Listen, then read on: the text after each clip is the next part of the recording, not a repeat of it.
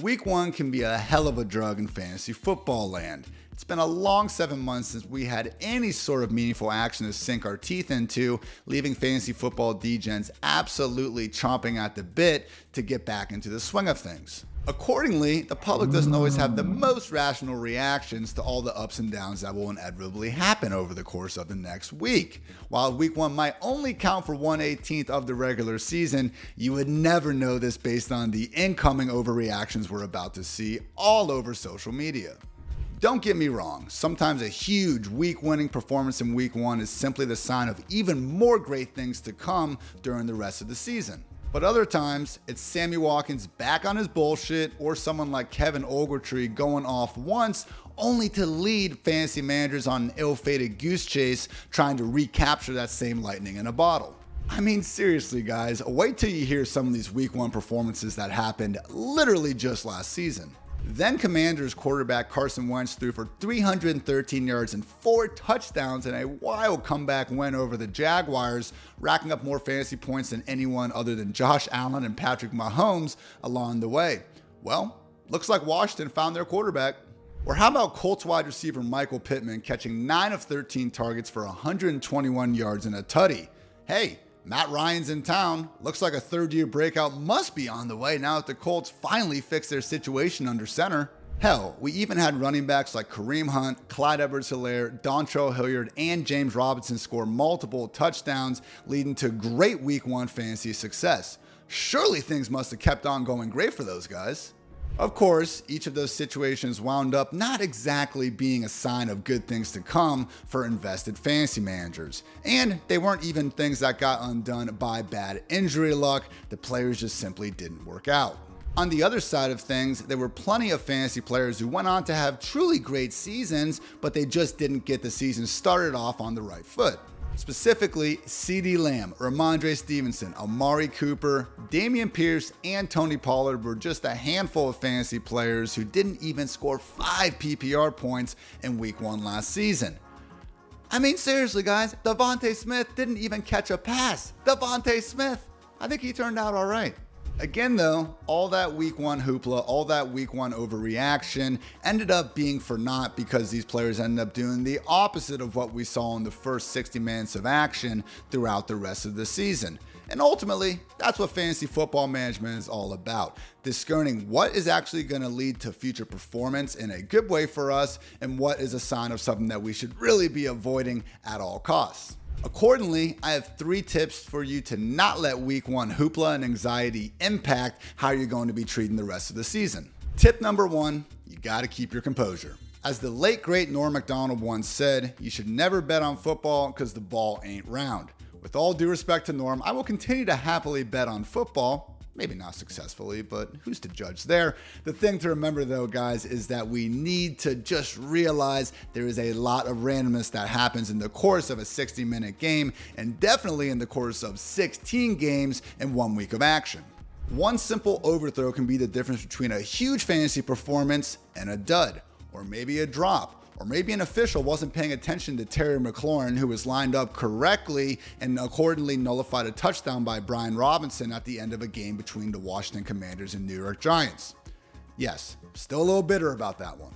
Randomness is a part of every sport to varying extents, especially one that features 11-on-11 tackle football with a ball that ain't round. Feel free to scream and cry when bad stuff happens to your fantasy football team during any given Sunday. Just try to separate bad luck from bad performance because that's ultimately going to help you make good roster decisions in the future and not just reacting to something bad that happened to you in week 1. This all brings us to tip number 2, follow the utilization. Lucky for you guys, Fantasy Life Director of Analytics Dwayne McFarland has you covered each and every week with his world-renowned utilization report. The key here, guys, is to realize that yes, player usage is just one piece of the puzzle, but really when we look at it, it is arguably the single largest piece of said puzzle. Following the utilization will help us determine what exactly was a truly great performance that we should see more of, and maybe what was just some good luck in the course of an otherwise middling usage performance. What I mean here, guys, is sometimes we have wide receivers go out there, get 12 targets, go the hell off because they are their team's alpha number 1 receiver. Other times though, we see certain archetypes. Think about the small gadgety wide receiver or the scat back who just won't be able to get that full-time role, and we see those players make the most out of a handful of touches. That's great if you're a football player good enough to have any sort of boom in your potential range of outcomes during any given week, but at the same time, having those extra opportunities to get the ball and score fantasy points is going to be good more times than not, versus the players who need to be perfect on a limited amount of touches.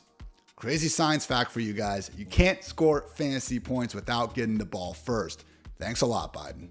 Again, the easiest way for you to cover this base on a weekly basis: just listen or read Dwayne's utilization report. It is free after all on fantasylife.com.